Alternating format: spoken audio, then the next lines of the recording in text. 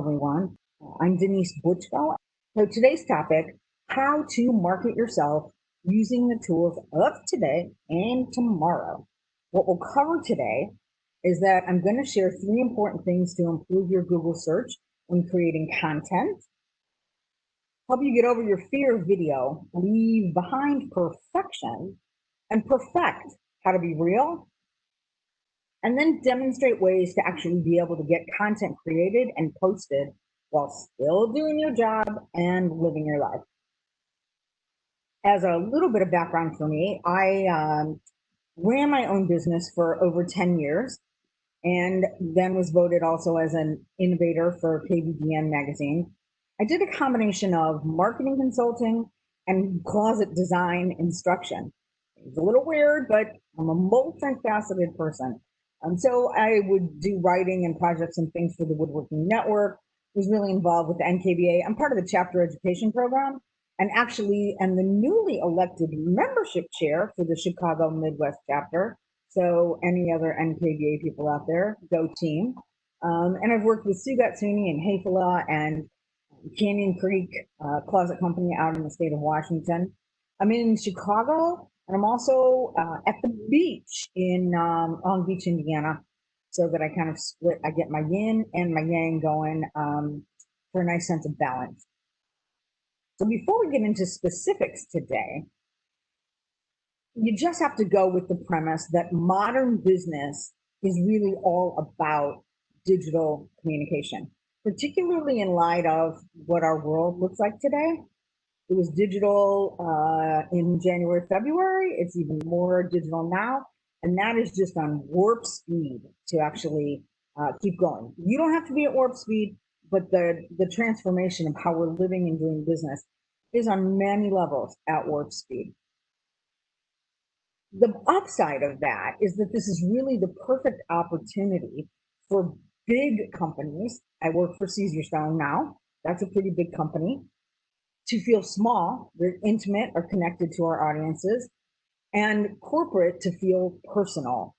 So you can, as an individual, if you're a solopreneur, you can turn a lot of what you're doing, you can leverage it with many of the same tools that somebody like a Caesarstone or a Coca-Cola would be able to have access to.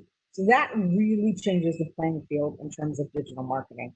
And so absolutely, yes, I neglected to kind of ask what the mix of today's audience would be. And we may not know that exactly anyway, but if you're a solopreneur, absolutely, I'm talking to you. And I've walked that path in terms of how did I figure out how I was going to reach people within what my parameters were in terms of particularly my financial resources and the resources of my time. The topic that we're going to talk about first is Google. And total upfront, I am not your Google wizard, but everybody's interested in the take on this topic, and I think there's lots of perspectives out there. I happen to know for many years, a person named Lane Taylor who she used to work for Osborne Wood Products, and she really specialized in SEO. She's about to have a baby, and she's going to be working more on her own business, which consults with people in that very arena. So what I did was ask that expert and pull in some insights from her. And so the 3 important things that will help improve your Google search when you are creating content, 1 is people first, search engine second. I happen to think that's very comforting. So gone are the days when you're really trying to put as many, the word kitchen as many times as possible into your blog content or anything that you're posting on your website, anything that's out online, because Google is not a dumb, entity. They have things way beyond what we can grasp, and they know that their customer is actually a human.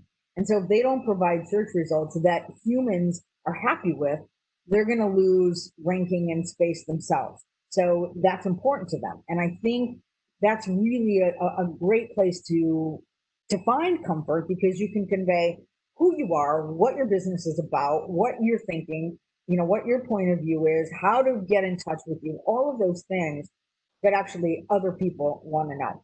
And this is part of the Caesarstone team at the at Tavis a couple years ago when we could all be this close together. So creating content that's solely for the benefit of the reader, that's your client, whoever or wherever they may be, it's the number one foolproof way to provide really lasting and sustainable results. So be honest, have integrity, be authentic. I know that is a woozy, schmoozy kind of word, but it has real value. What you want to do is really the things that you probably think are simple are very educational and insightful to people who are perhaps doing a kitchen for the first time ever in their life. So you want to educate them, you want to provide them with value, and you want to build trust, awareness, impact, learnings, all those kinds of things. It's really, there's a debate of is sales about relationships or is sales about assessing a business and providing a solution and people will buy from you even if they don't really like you. And I think that in the case of a kitchen and bath person, interior designer, they really have to also, you have to like each other or you're going to be like banging heads and it's not going to be harmonious. And you're going to be crying to your private Facebook groups about the horrors of, the client. So what is this called? It's actually called, it has like a name, reader optimized content.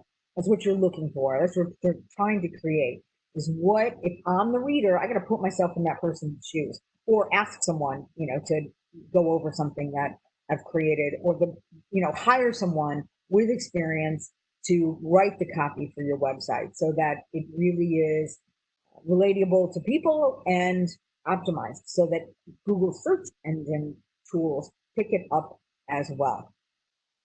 Remember, I said Google's absolutely in the business of serving the reader. That's us. That's you and me. When we need a restaurant, when we need a new pair of shoes, that never happens.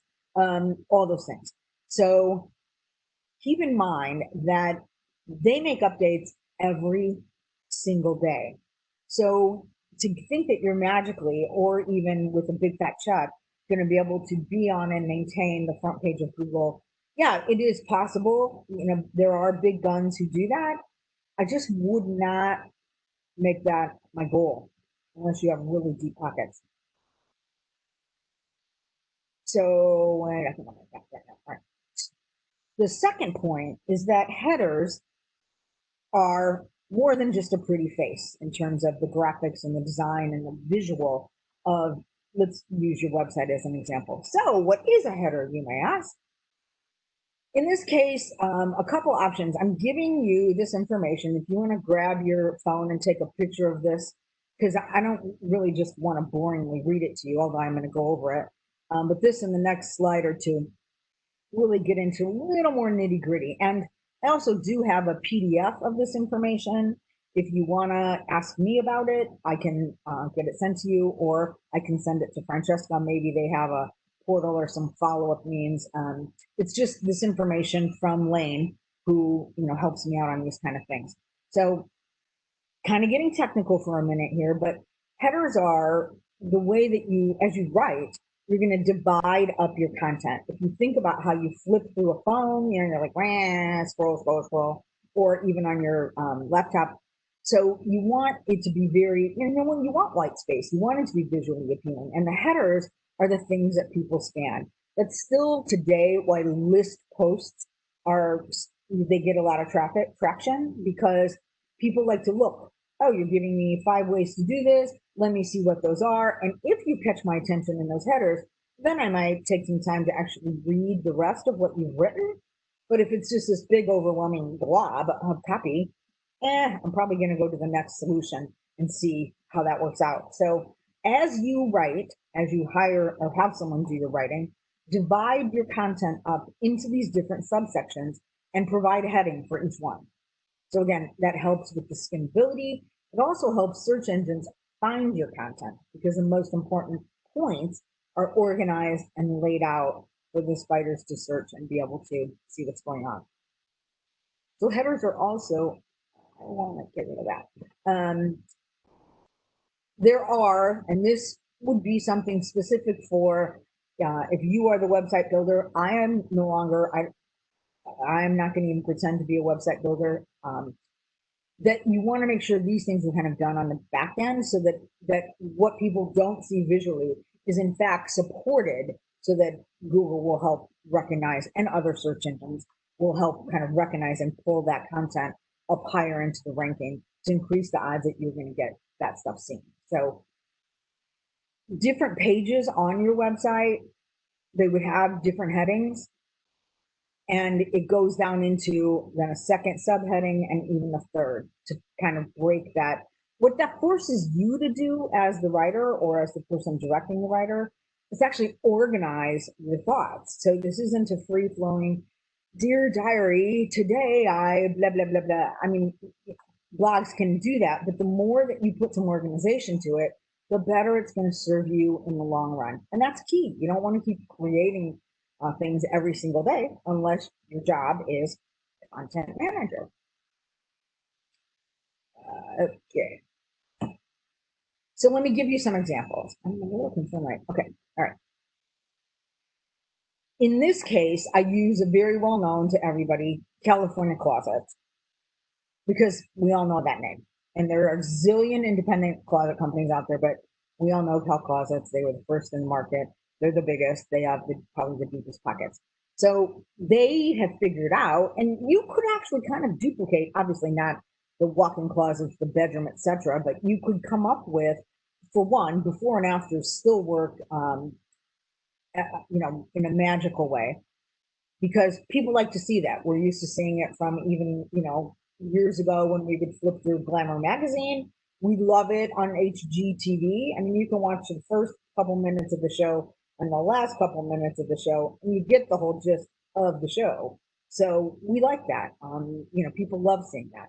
So they have that as one of their divided categories right away, pages that are devoted to before and after shots. And here you can see, of course, they've staged the situation. I have seen more than my fair share of closets and spaces that look way worse than that picture on the left. But people don't like you to photograph that and publish it. And then on the right, a solution that just is very appealing, looks more organized, looks beautiful. And that's a lot of what we in the kitchen and bath space, bathrooms, renovations, any work in the home, that's really a part of why we do what we do and what we do. And then when this is example is of, many of you may know Cheryl Clendenin of In Detail Design. So I actually just happen to know Cheryl from, honestly, this awesome Facebook group. And I don't say that about many.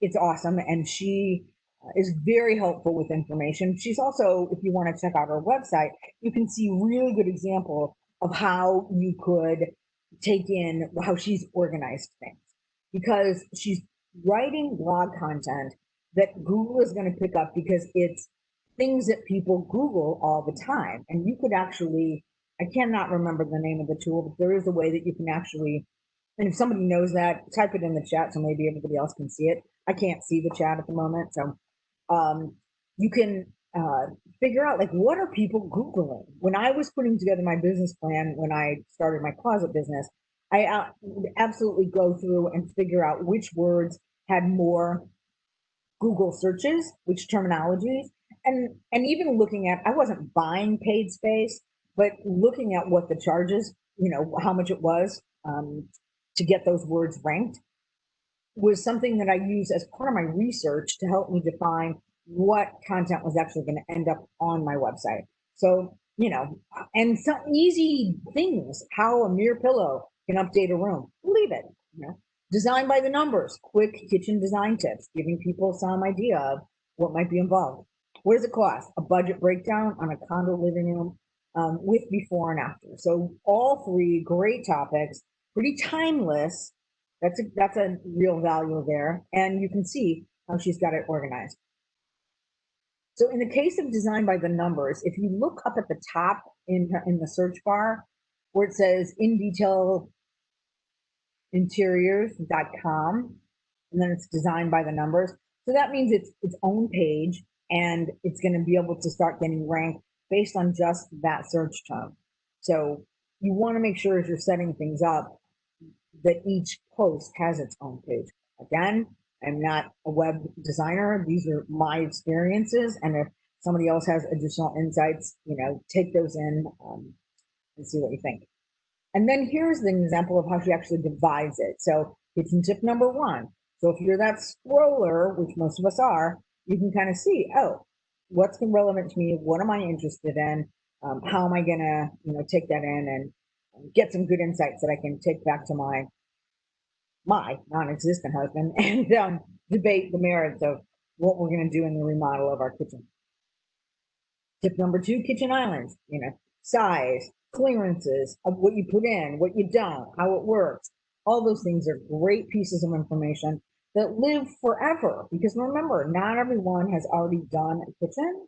And even if they have, they may not have had an island, or they may forget, so it's when you put out information like this, it will serve you well for a long time, and it helps get you to have a breath from that content creating beast that's called the internet. Lighting fixture height, super popular question. People don't know, they just stick them up and they're either too low or they're too high or they're too bright or they're too dim, or so Cheryl's giving some great guidelines there on that kind of thing. And then the other thing, this is a really key tool that I think a lot of people miss. If we were sitting in a room and I said, how many of you are doing email marketing? There wouldn't be probably a huge number of hands raised. Or there might be some people who do really long involved newsletters and they just send them out once a quarter or that kind of thing. You want, in addition to that, what you're trying to do is get people on your own list. And so Cheryl has cleverly called hers the punch list. And I love this verbiage because it's not sign up. I mean, really, like, who wants another email? Because I don't know about you, but gosh, I just don't get enough of them. In her case, let us send you lighting tips and tricks, and we promise not to spam you. There's good design and notices of any big sales we have at the shop. Cool. I'm going to get just the information I want. She's not going to bombard my email inbox with all kinds of crazy stuff. And she's created a piece of content that is timeless. I haven't been selling closets for a couple of years now, and I still get opt-ins for my 5 must-have closet design tips. And then what happens is those feed in to an email marketing system that has already set up messages that they're going to continue to receive. Now, I didn't shut that down because every once in a while, somebody will ask me, if they can hire me, or they buy the digital course that I have online. And so I don't do anything. And so that's kind of the idea of what you want to gain as many people into your own circle of influence, into your own email marketing list, into your own database, so that you can then manage that relationship. Google doesn't control it. Facebook, Twitter, Instagram, TikTok, Micmac, whatever comes next is not in control of it, because anytime there's a change of those policies, you're at the whim of those policies. So getting people into your own ecosystem is the most valuable, I think, thing that a small business can do.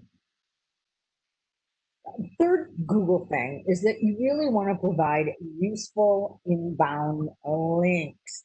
And this is a topic that could be its own session.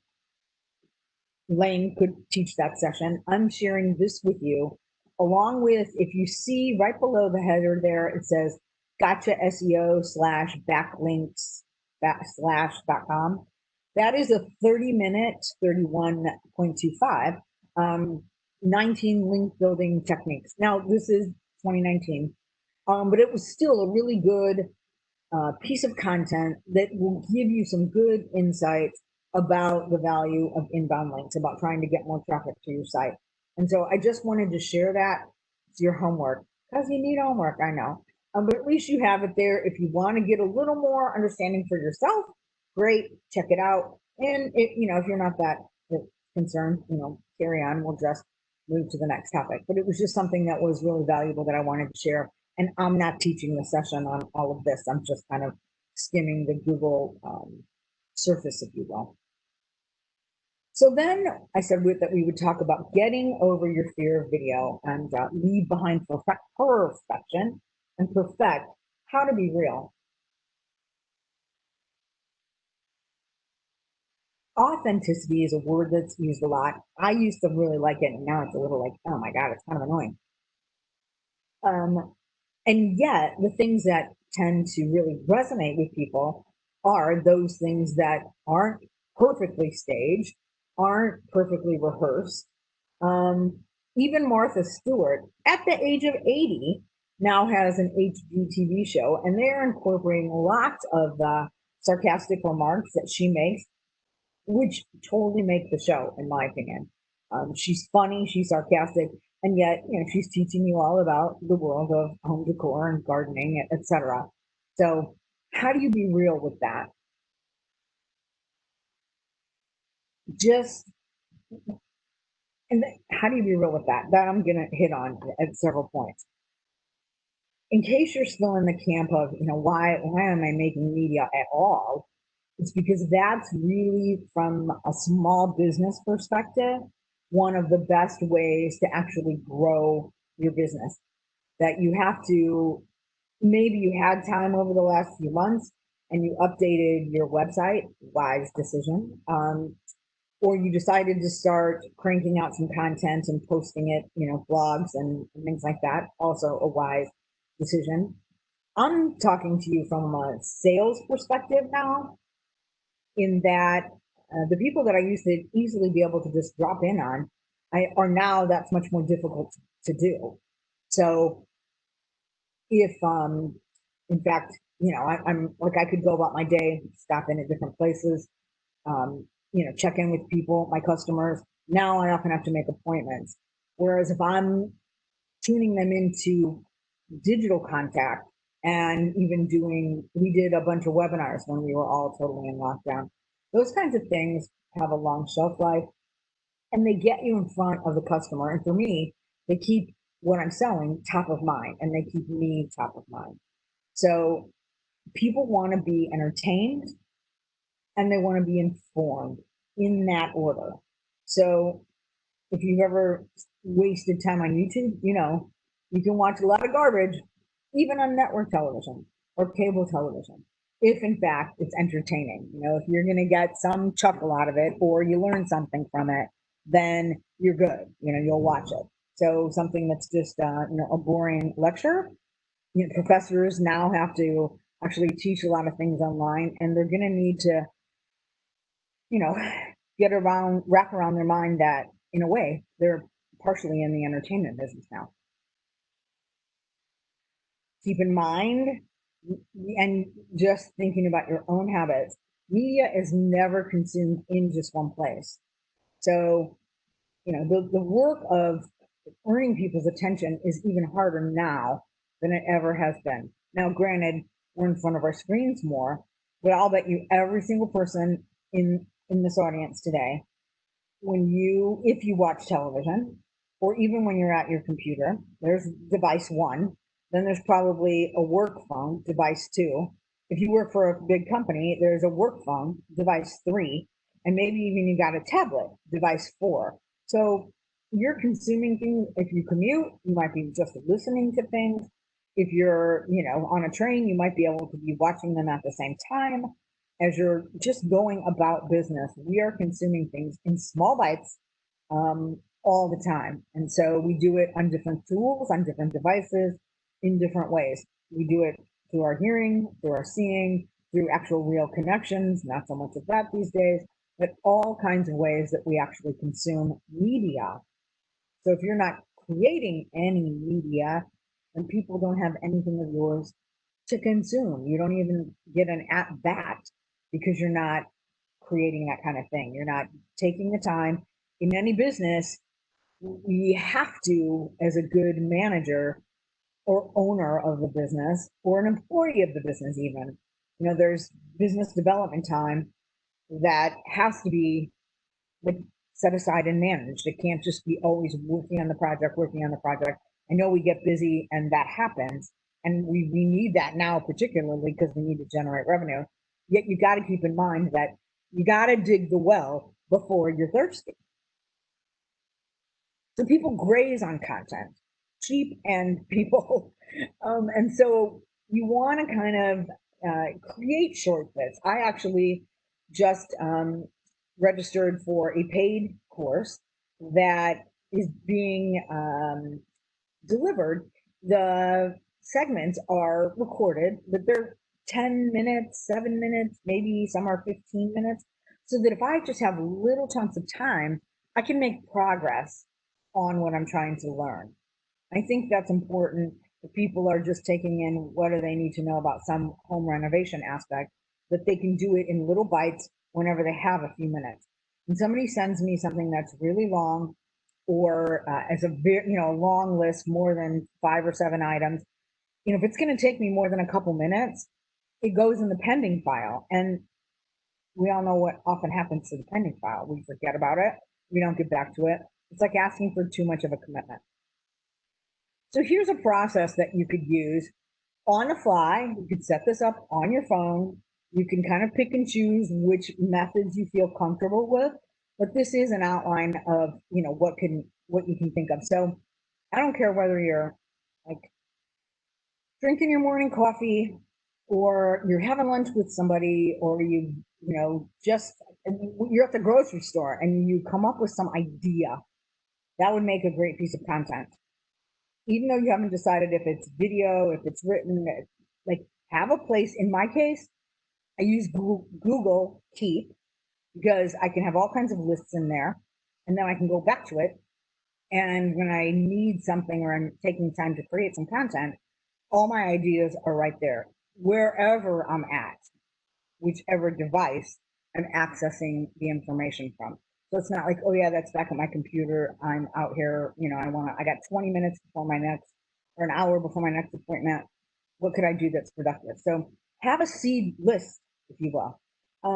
If you have other employees, take some time, either once or twice, or even regularly. What kind of ideas do you guys have? And you can have that list, and they can also be brainstorming that list, because this can totally be a group effort. So you get seeds for ideas. Keep those, super valuable. It's like a swipe file back in the olden days. Then if you really want to test, and I, as a small business, did not do a lot of testing, but bigger businesses do a lot of testing. People who love to swim in analytics do a lot of testing. Social ways you can do that is by using Twitter or by Instagram, and just start asking with some kind of visual, those questions. You could even video yourself. Hey, I'm curious, I want to create something that's helpful to my customer for the top 3 or 5 things people need to know when they're going to renovate their kitchen. So anybody, ideas? Because you'll probably get ideas from colleagues across the country. Maybe they'll share what has really worked for them. You may get some other input from consumers. It really just depends on who's involved in your ecosystems on those platforms. And that can give you guidance. So you might think, oh, it's these 5 things. And then your audience comes back with, 4 of them that are completely different, but then you can incorporate that. And then thinking always about, if I have this seed topic, what's the visual? We know the value of visuals. You may have some of your own, or because you have that seed, you may start to have that in your mind as you're out on job sites or out and about in the world, wherever it is, and you see an example of somebody who's done that wrong, or somebody who's done it absolutely perfectly. Start taking photos, take a little video. That's going to give you a huge part of what you need to create this content. So if you're going to decide on the blog post, 5 things every first time kitchen renovator should know, having pictures already that you took. I mean, you don't have to search for stock photos and or pay for stock photos. You've got some photos of your own. If they're not that great of quality, one, on the before shots, that's not terrible. It's believable. If you want to try to get them improved, you can certainly group a bunch of them together and hire a freelancer if you don't have somebody else who's really good in Photoshop and loves playing around with that sort of thing. So digitally, we can improve a lot of the visuals we have with the other technology tools. So you're going to create this blog. You've taken some photos over the last couple of weeks with, your ideas. If you're really motivated, you could take the written, and there are translators where you can either record the audio and then have it transcribed in writing. Um, if because sometimes people do just like to listen. If that's not your thing, you can of course skip that. I would say that video is a higher priority. At least that's not just my opinion. That's statistically what seems to be playing out in the world today. People are creating videos. Videos get a higher response rate. They circulate better in all the platforms. And so, whether that's you taking the video and or you being in the video is pretty essential. And we have phones now. I think I talk about the tools a bit. So in going through this or reinforcing it again, that you get a seed, that's your thought, idea for something. Tweet it out, ask people, what do they think? Try it on Instagram, try it on Twitter. If you don't use either of those platforms, try it on LinkedIn and see what the feedback is that you get there. And if you haven't been active on any of those platforms, then you're going to be punished. The idea of the photos, be thinking about them all the time, gathering them. Come on, you've got a camera in your freaking pocket, if not in your hand, all the time. So take more pictures than you ever thought you'd use. Video, same idea. You can be in front of the camera or behind the camera.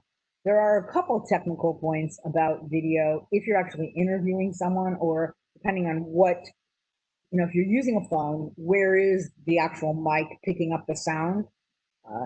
That's an important variable, because a video with bad sound is really just no good. So, which is what I just said. It seems strange. It took me actually doing this. I had someone helping me, and he was like, Denise, you get crappy audio, it's useless. And I was like, and then now I have a couple different microphones so that I can do a lavalier, or I can do a shotgun mic if I'm interviewing someone. I actually have this is a webcam, but I have a small video camera that I can take with me, back in the day when we could go to trade shows. And I could, get that out, and it has a plug for an external mic. So up front for me, I can't stand doing video editing. So anytime I either try to shoot straight up, like one take, let's go, or if it's just me talking, I might do it a couple times. As long as I'm not interviewing somebody else. And if that's not the case, then I absolutely find somebody that I pay to edit my video. And same with pictures. So those are a couple sites that you could try that might help you in terms of video editing, picture editing. A lot of you probably have other little humans in your house who have skills at a lot of these things. So make them, make them pay their keep and help you out in a lot of these digital ways, so that you can in fact move forward. You've got to guide it. It's your brand, it's your ideas, but their help can be really valuable, and it's probably very inexpensive labor. So we snack much more than we consume. So this is actually, I felt like something was kind of starting to shift, and this is the point where I think that it will, and I find this interesting.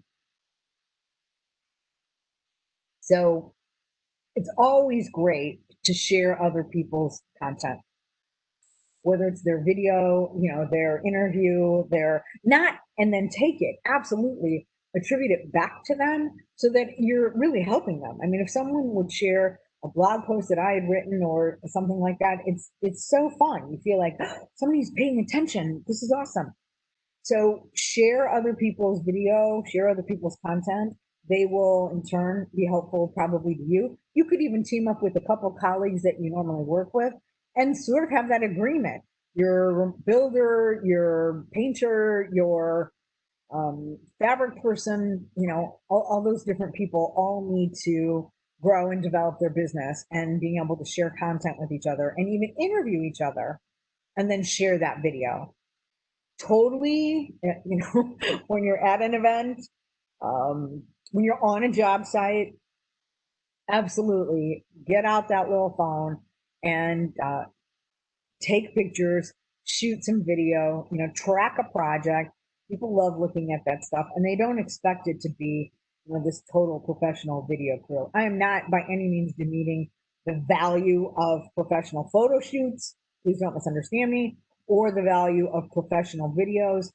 I work for a company who that is a top priority, and they tend to really watch and scrutinize what, in fact, we might be putting out on our own, because if it's not matching with the brand, then it could be a problem. So I get that. And yet I'm saying, especially if I'm talking to you and you're a small business, collaborate with your other fellow small business people and you can really make traction. And then just press send. It's doing no one any good sitting on your device. So this is part of the forget about perfection. Stop criticizing that you're too short, too fat, your hair's too long now because you haven't had it cut, your makeup isn't just right, the lighting isn't right, blah, blah, blah, blah, blah. Forget about it. Whenever I shoot video or do something like this, I have to block from my mind who might potentially see it, or I won't. If I start thinking about, oh, I'm going to put this on LinkedIn, and then I think about all the people I'm connected to, I would never press send. I'd be like, oh, geez, if this guy sees it, he's going to think, blah, blah, forget about it. Just do it. So, what are 3 ways that you can get content, you can create content, and still, live your life and still do your job? I had a lot more flexibility in this scenario when I owned a business because I don't have kids. I don't even have a husband or a dog. I'm like so alone. But it would give me a lot more flexibility. But here are a couple of ideas for you. So keep in mind what we've talked about. Brevity is gold. Do not, okay, I'm going to do this big newsletter. I'm going to write this long post. Brevity, really, that should be a relief. Forget about perfection. That'll get way more content out the door. You're thinking about something, you do it where, in your car as you're waiting to pick up the kids, waiting for a client appointment, just kind of in the morning, you decide you're going to take 20 minutes and just start building something to, over the week, you'll get it out. Letting go of the perfection will in fact save you a lot of time. And thirdly, you do have to plan. That it won't just marketing, from being a consultant in that arena, almost always gets pushed to the back burner by a small business owner. The only way it does not get pushed to the back burner is if there's, people with that job title in place and they are held accountable to that, and that's their role. Otherwise, if you don't plan it in the same way that you plan in that you have to order the cabinets or you have to go see the client, or whatever it is that's part of the whole business development thing, meet with your bookkeeper or do your own books. You have to plan for all of it. So you have to include time in your calendar and you have to honor that. So really, there's no way around it. You have to schedule it. And then you want to get, this was kind of the idea that I started on, which is thinking of yourself as a curator. Particularly if you're an interior designer in the audience right now, you probably feel a lot like you are a curator. And the same with any area of the home. You're looking, you listen to what your customer wants, then you bring back things that will fit that bill. That you also, you have the expert eye. You know how to assess the quality, the craftsmanship, etc. So you're going to bring that to the table. You're curating that. And keep that in mind as you're looking at content, that as you subscribe to other people's content and you get subscribers into your own content, you're going to be able to have that sense of curation. If I know that, I always love the designs that come from Mick DiGiulio and his team, I'm going to share that content, pretty much anytime it comes up. I'm going to curate these beautiful images that will then go out into my feed. Now, granted, if I were the designer, I could be like, well, then they might end up hiring Mick. That is always a possibility. But I think that you want to think through where you can collaborate and then actually do that in a curation sort of way and make it last a long time. So those topics that were on Cheryl's website that I shared with you, are evergreen. You know, when I look at five must-have tips for closet design, or the three things you need to know before buying a quartz countertop, or what the something that has a long shelf life, so that it can stay on your website. It's not dated. It can serve people well over and over and over again for a long time. That makes your life a lot easier. So thinking in terms of evergreen and long lasting. And the other part is that most people don't find the fun in all of this. It's they, still are in the camp of, I don't really get it. I don't need to get it. I can just do my business this way.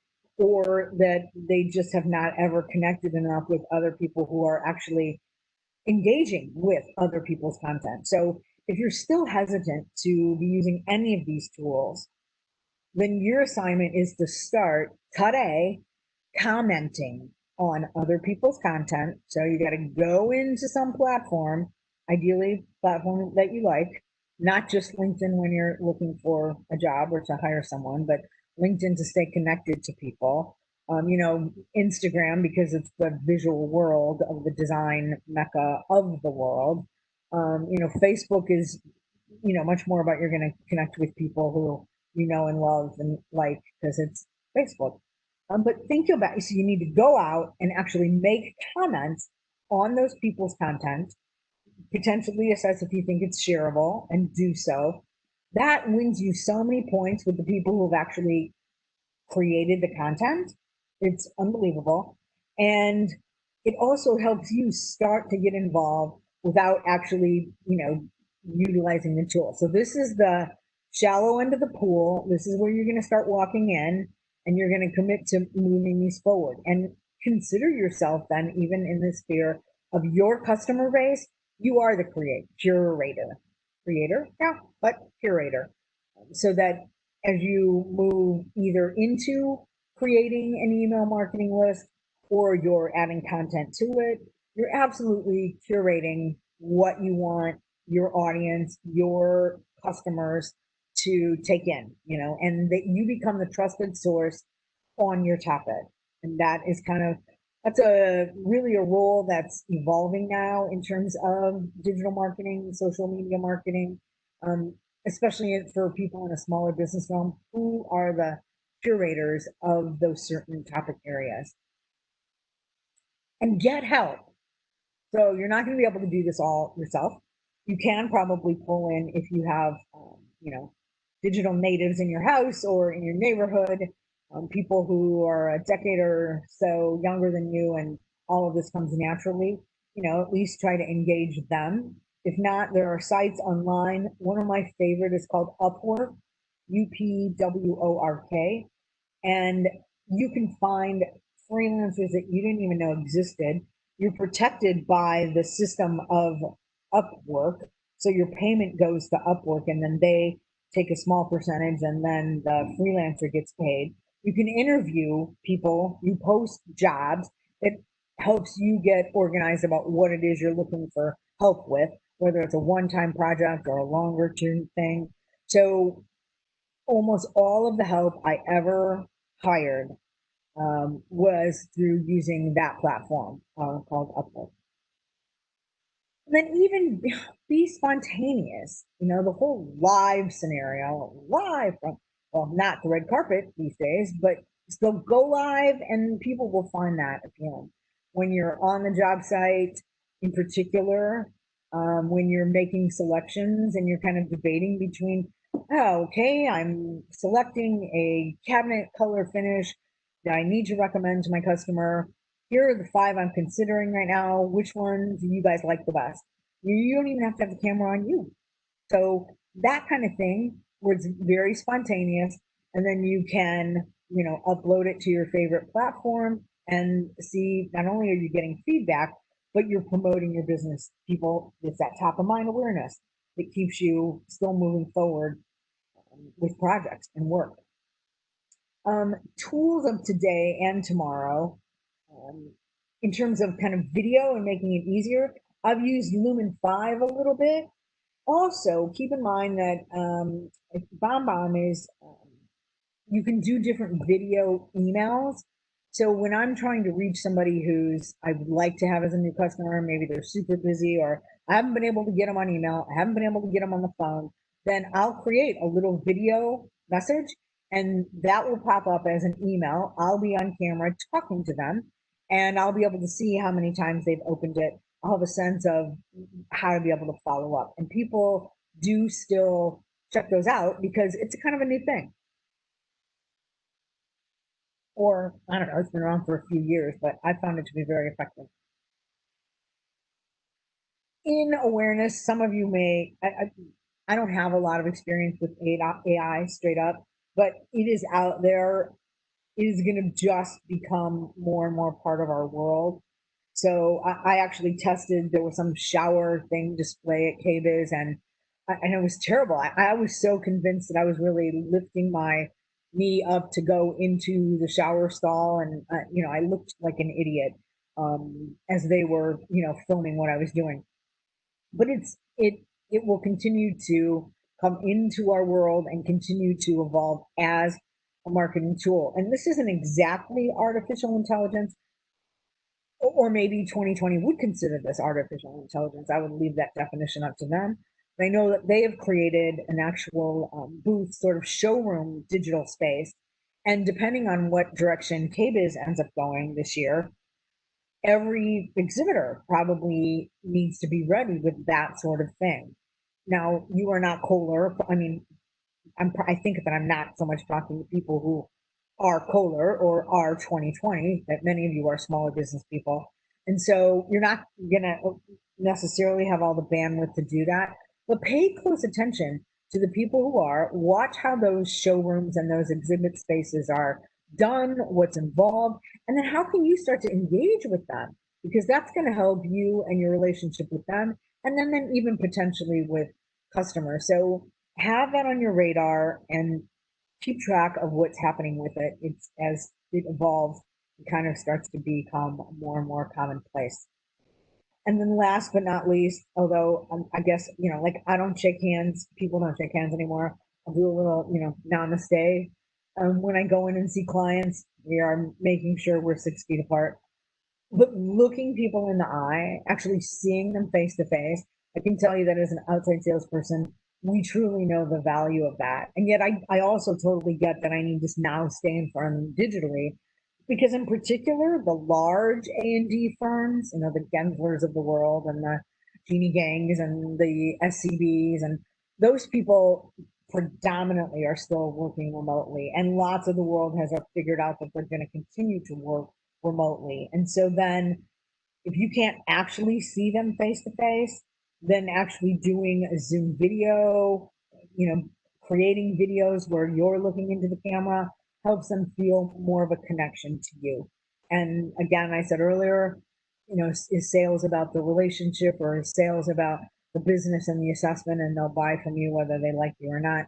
I think that depends on the business that you're in. And my values have really always landed in the relationship basis, although then having a conversion of making money and then friends and making sure that my purpose is to do business, but it is also to always connect with people because that is kind of my fuel.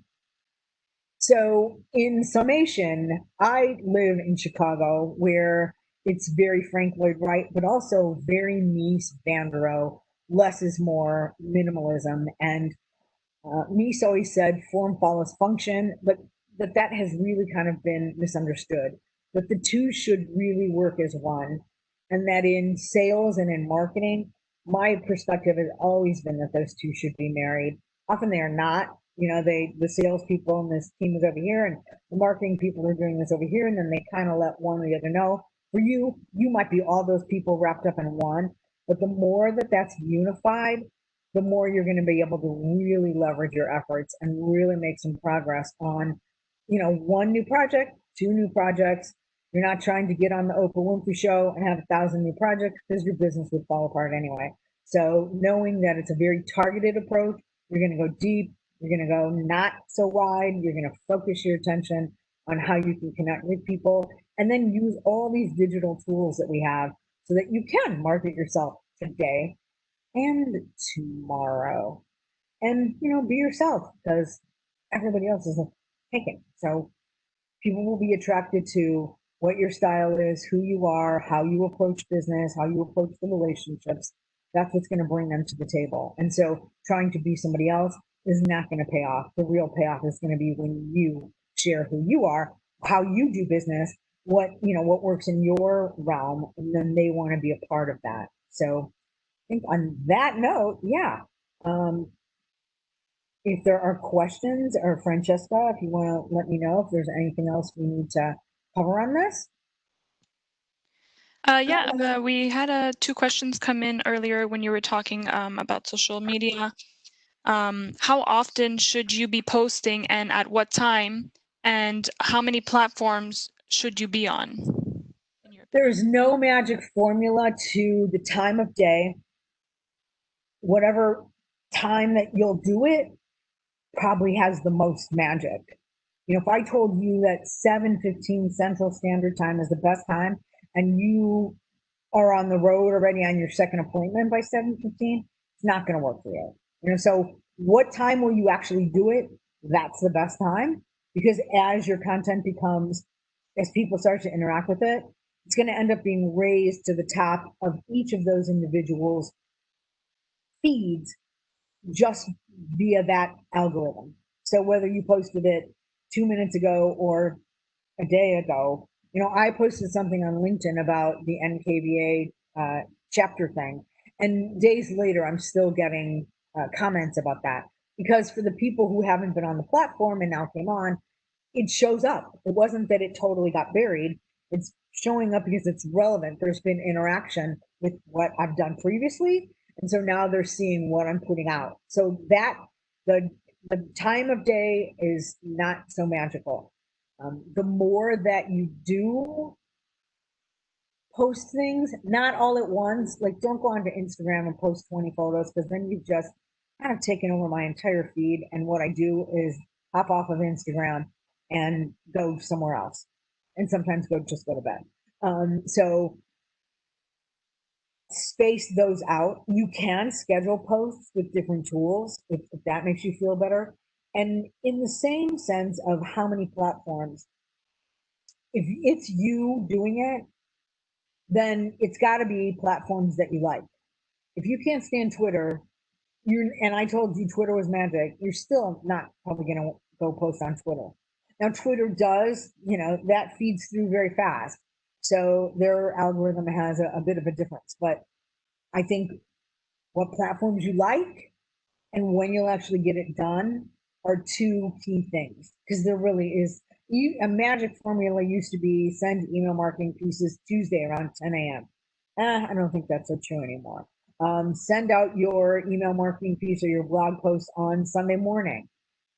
I don't know that that's so true anymore, because more and more people start to do it. But if you think about what time zone you live in, where your clients are, those times when you tend to pick up and open a platform after dinner, before bed, first thing in the morning, at lunch, middle, whatever that is for you, then do that. And I will also say, the more you can get into the habit of, let's say you're on a job site and you take some great pictures, if you can stop for the 5 minutes and actually do a post right then and there, you're going to have a lot more success, because it's harder to have taken the photos and then you come back home and now there's dinner, family, homework, teaching kids, there's like a million other things.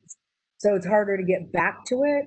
So actually that rolls into the being spontaneous about what you're doing. And when you do something like that, you can just go in and do it. Doesn't have to be perfect. You'll have a lot more success. Thank you so much, Denise. It was a pleasure having you. My pleasure. Thanks, everybody.